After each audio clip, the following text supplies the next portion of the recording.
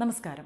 വടക്കഞ്ചേരിയിൽ നിന്ന് കാണാതായ യുവതിയെയും മധ്യവയസ്കനെയും തൃശൂർ ഒളകര വനമേഖലയിൽ മരിച്ച നിലയിൽ കണ്ടെത്തി. കിഴക്കഞ്ചേരി പനംകുറ്റി സ്വദേശി വിനോദ്, സിന്ധു എന്നിവരുടെ ദിവസങ്ങൾ പഴക്കമുള്ള മൃതദേഹമാണ് വനമേഖലയിൽ നിന്ന് കണ്ടെത്തിയത്. യുവതിയെ കൊലപ്പെടുത്തി വിനോദ് ആത്മഹത്യ ചെയ്തെന്നാണ് പ്രാഥമിക നിഗമനം. കിഴക്കഞ്ചേരി പനംകുറ്റി സ്വദേശി വിനോദിനെയും കടുമ്പാമല ആദിവാസി കോളനിയിലെ സിന്ധുവിനെയും കഴിഞ്ഞ മാസം 27 മുതൽ കാണാതാവുകയായിരുന്നു.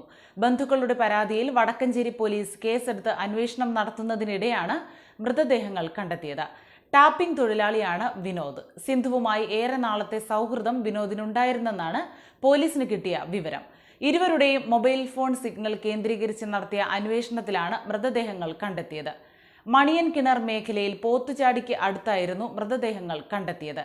സ്വകാര്യ വ്യക്തിയുടെ തോട്ടത്തിൽ നിന്ന് 1.5 കിലോമീറ്റർ മാറി ഉൾവനത്തിലായിരുന്നു മൃതദേഹം. വിനോദിനെ തൂങ്ങി മരിച്ച നിലയിലാണ് കണ്ടെത്തിയത്. സിന്ധുവിന്റെ മൃതദേഹം തറയിൽ കിടക്കുന്ന നിലയിലും. വിനോദിന്റെ മൊബൈൽ ഫോൺ സിഗ്നൽ മാർച്ച് 28-ന് ആദ്യം ഈ വനമേഖലയിലും പിന്നെ വീട്ടിലും തൊട്ടടുത്ത ദിവസം വീണ്ടും വനമേഖലയിലും ഉണ്ടെന്നാണ് സൈബർ സെൽ കണ്ടെത്തൽ.